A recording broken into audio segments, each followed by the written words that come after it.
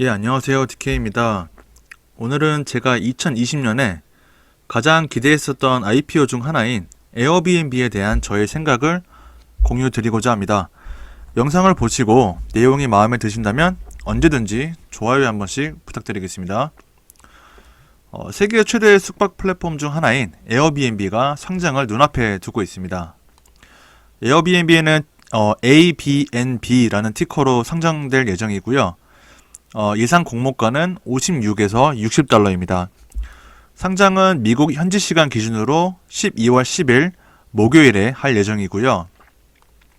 근데 방금 아침에 나온 소식으로는 에어비앤비가 공모가를 기존의 60에서 68달러로 올려서 상장할 예정이라고 합니다. 아마 어제 미국 최대의 음식 배달 업체인 도어대시가 성공적인 데뷔를 치르는 것을 보고 공모가를 올린 게 아닌가 하는 생각이 듭니다. 에어비앤비는 크게 4가지 다른 형태의 주식이 있습니다. 이번 IPO 대상인 클래스 A, 공동 창업자와 초기 투자자들에게 배정된 클래스 B, 그리고 아직 발행되지는 않았고 추후 전략적인 M&A 등에 활용할 가능성이 높은 클래스 C, 그리고 의결권이 없는 클래스 H 주식입니다. 우리가 만약에 이 에어비앤비 주식을 매수하게 된다면 클래스 A 주식을 매수하게 됩니다. 에어비앤비는 워낙 유명해서 다들 아시겠지만 간략하게 설명드리자면 지난 2008년에 설립된 세계 최대 숙박 레저 플랫폼 기업입니다. 에어비앤비는 숙박 장소를 제공해주는 호스트와 그 숙박 장소를 사용하는 게스트를 매칭시켜주고 양쪽으로부터 수수료를 받는 것이 주요 수익 모델입니다. 2016년부터는 이 experience, 즉 주변에서 할 수 있는 활동이나 경험을 제공해주는 신규 비즈니스를 출시했고요. 이 부분의 성장 추진을 위해서 전 디즈니 테마파크의 고위 임원인 캐서린 파월을 스카우트하기도 했습니다. 여행업계에 속하다 보니까 이번 코로나 바이러스로부터 가장 큰 타격을 받은 기업 중 하나입니다. 2020년 3월부터 예약 건수가 크게 줄었고 예약 취소는 크게 증가한 것을 확인할 수 있습니다. 여기 보시면 3월, 4월인데요. 이 부분에서 확인 가능하죠. 그리고 3월과 4월에는 예약 취소 건수가 예약 건수를 뛰어넘은 것을 볼 수 있고요. 5월부터는 조금 회복하다가 7월 기준으로 다시 감소세 있는 것을 볼 수 있습니다. 연도별로 비교해도 2019년 대비 2020년 9개월까지의 기간을 비교했을 때 예약 건수, 그리고 매출, 그리고 영업이익 모두 크게 감소한 것을 확인할 수 있습니다. 그나마 다행인 것은 2020년 3분기에 큰 반등을 보이고 있다는 겁니다. 물론 그래도 2019년 수준에는 못 미치는 것을 확인할 수 있습니다.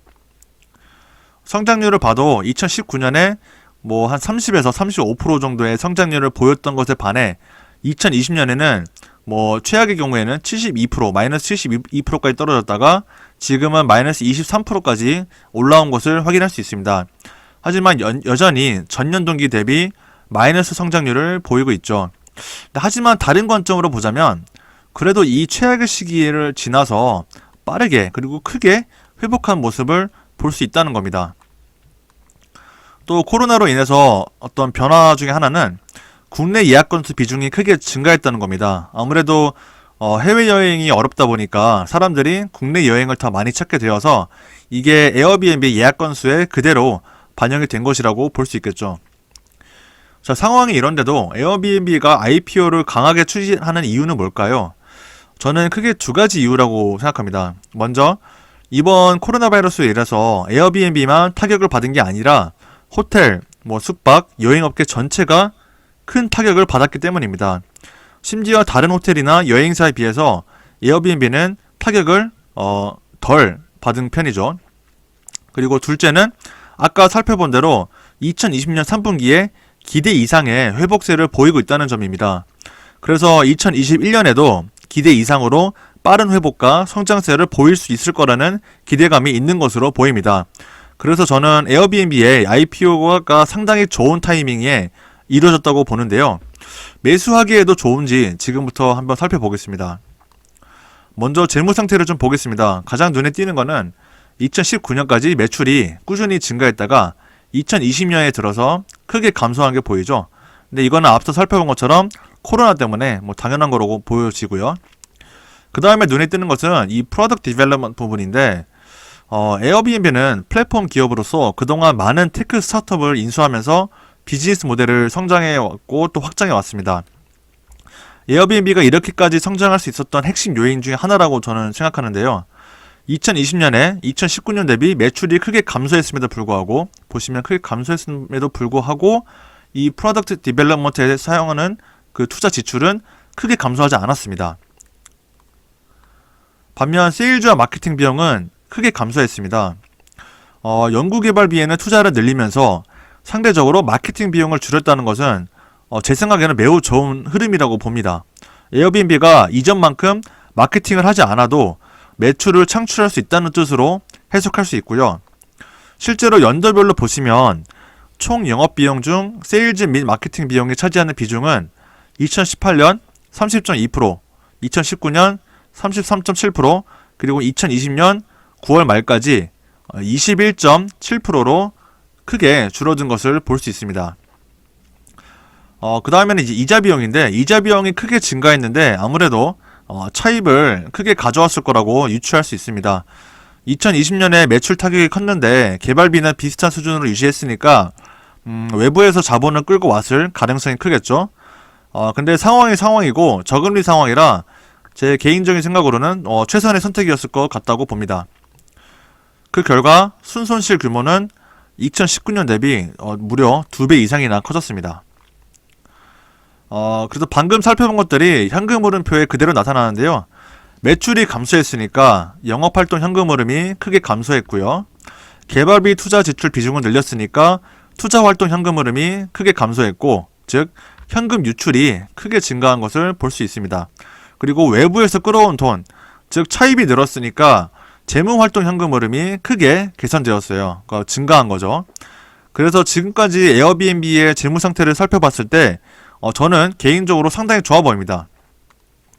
그리고 호텔들은 건물이 주 자산이기 때문에 뭐 자산이 매우 크지만 그만큼 감가상각 비용도 매우 큽니다. 그리고 호텔업은 인건비나 뭐 리모델링비 같은 그런 비용들이 상당히 많이 들거든요. 그래서 영업이익률이 굉장히 낮은 산업입니다. 반면에 에어비앤비는 건물 자체가 없습니다. 플랫폼이 전부예요. 그러다 보니까 감가상각이 발생하지 않고요. 건물 관리 비용이나 그리고 인건비도 그만큼 발생 안 한다는 게 재무적인 좀 강점이 있습니다. 게다가 호텔들은 이 수용 캐파를 늘리기 위해서는 호텔을 새로 짓거나 레노베이션을 해야 되지만 에어비앤비는 그럴 필요 없이 그냥 이 호스트들만 모집하면 되기 때문에 호텔에 비해서 훨씬 더 캐파 증설이 탄력적입니다. 자, 에어비앤비의 재무 상태가 좋다는 것은 확인했고요. 이제 조금 더 거시적인 접근을 해보겠습니다. 에어비앤비가 속한 숙박시장의 성장성에 대한 기대가 큰데요.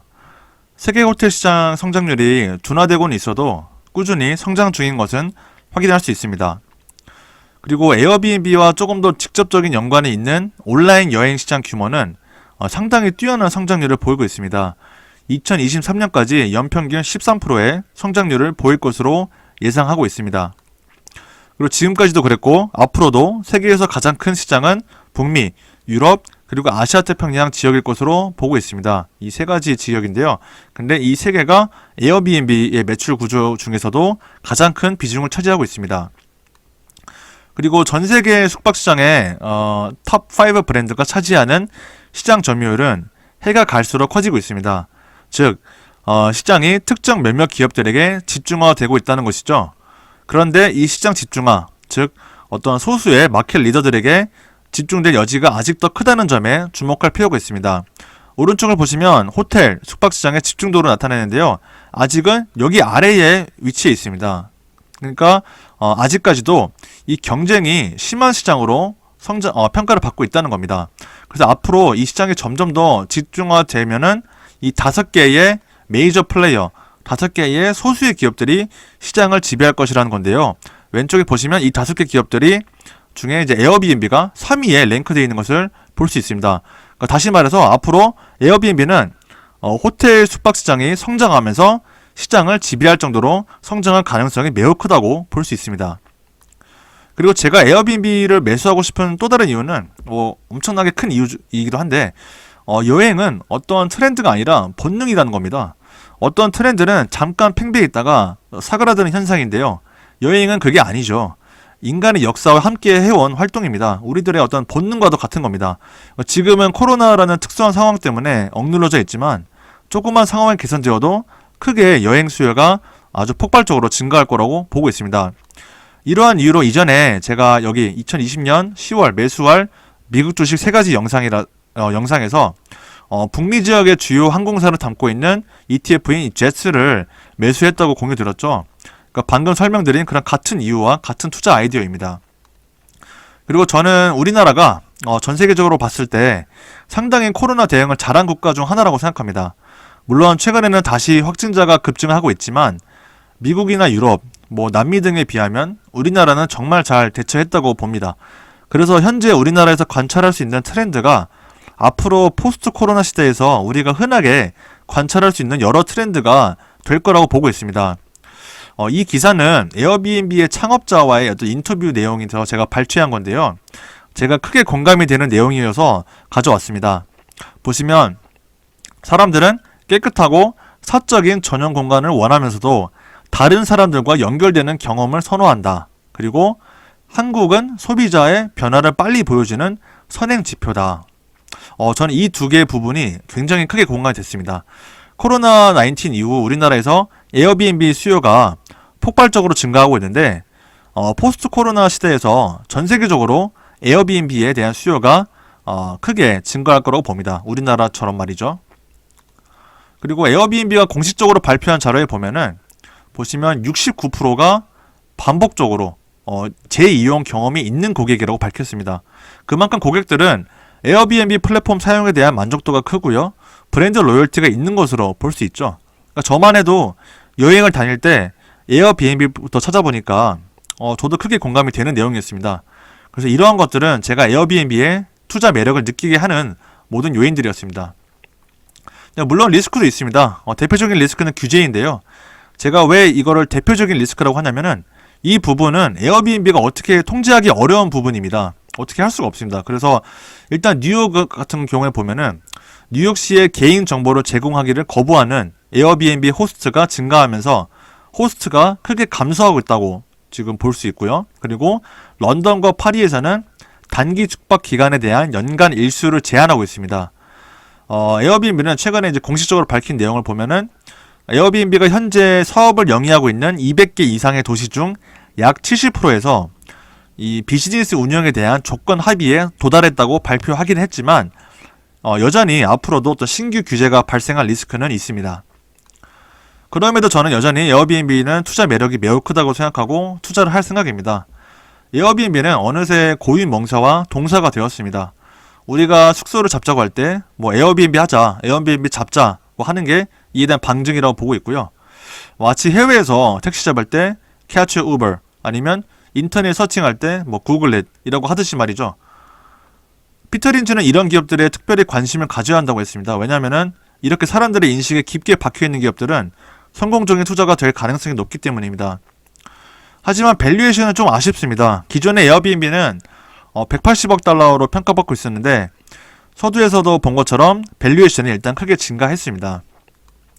그래서 제 개인적인 계획을 공유드리자면 저는 상장 이후 60에서 70불 구간에서 매수 기회가 온다면 크게 매수를 할 계획입니다. 다만 현재 상황에서 에어비앤비의 주가가 크게 오버슈팅할 가능성이 있기 때문에 이 경우에는 관심 목록에 두고 조금 더 지켜볼 예정입니다. 저한테 에어비앤비는 굉장히 매력적인 기업이기 때문에 저의 성장주 포트폴리오에 편입할 계획을 갖고 있습니다. 네, 오늘은 제가 정말 관심 깊게 지켜봐온 에어비앤비 IPO와 매수에 대한 저의 생각을 공유드렸습니다.